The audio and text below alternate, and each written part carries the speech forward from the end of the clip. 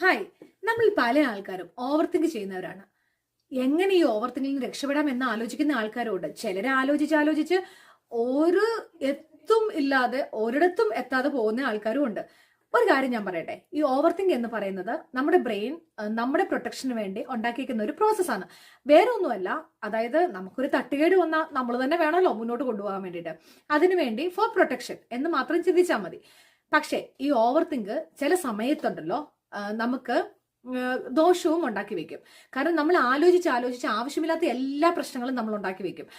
അങ്ങനെ വന്നു കഴിഞ്ഞിട്ടുണ്ടെങ്കിൽ എന്ത് ചെയ്യേണ്ടതെന്ന് അറിയാവോ? ഈ ഓവർ തിങ്കിങ്ങിന് രക്ഷപ്പെടാൻ വേണ്ടിയിട്ട് നമ്മൾ ചെയ്യേണ്ട മെയിൻ ആയിട്ടുള്ള 2 കാര്യങ്ങൾ എന്താണെന്ന് ചോദിച്ചു കഴിഞ്ഞാൽ, ഈ ഓവർ തിങ്കിങ്ങിന് വേണ്ടിയിട്ട് കുറച്ച് സമയം മാറ്റി വെക്കുക.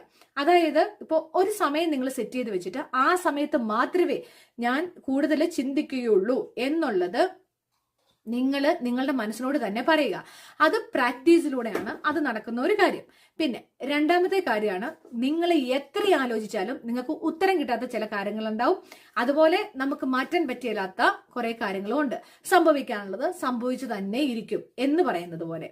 അപ്പോൾ നിങ്ങൾ നിങ്ങളോട് തന്നെ തിരിച്ചു ചോദിക്കുക, ഞാനിങ്ങനെ ഓവർ തിങ്ക് ചെയ്തിട്ട് എന്ത് സംഭവിക്കാനാണ്? എനിക്ക് എന്ത് കിട്ടാനാണ് അതുകൊണ്ട്? എനിക്ക് കുറച്ച് സ്ട്രെസ് അല്ലാതെ വേറെ എന്താണ് എനിക്ക് അതിന്റെ അകത്തുനിന്ന് കിട്ടാൻ പോകുന്നത് എന്നുള്ള കാര്യം നിങ്ങൾ നിങ്ങളോട് തന്നെ പലവട്ടം ചോദിക്കുക. അങ്ങനെ ചോദിച്ചു കഴിയുമ്പോൾ നിങ്ങളുടെ മനസ്സിന് തന്നെ മനസ്സിലാവും, ഇതും കൊണ്ടൊന്നും വലിയ കാര്യമില്ല എന്നുള്ള കാര്യം.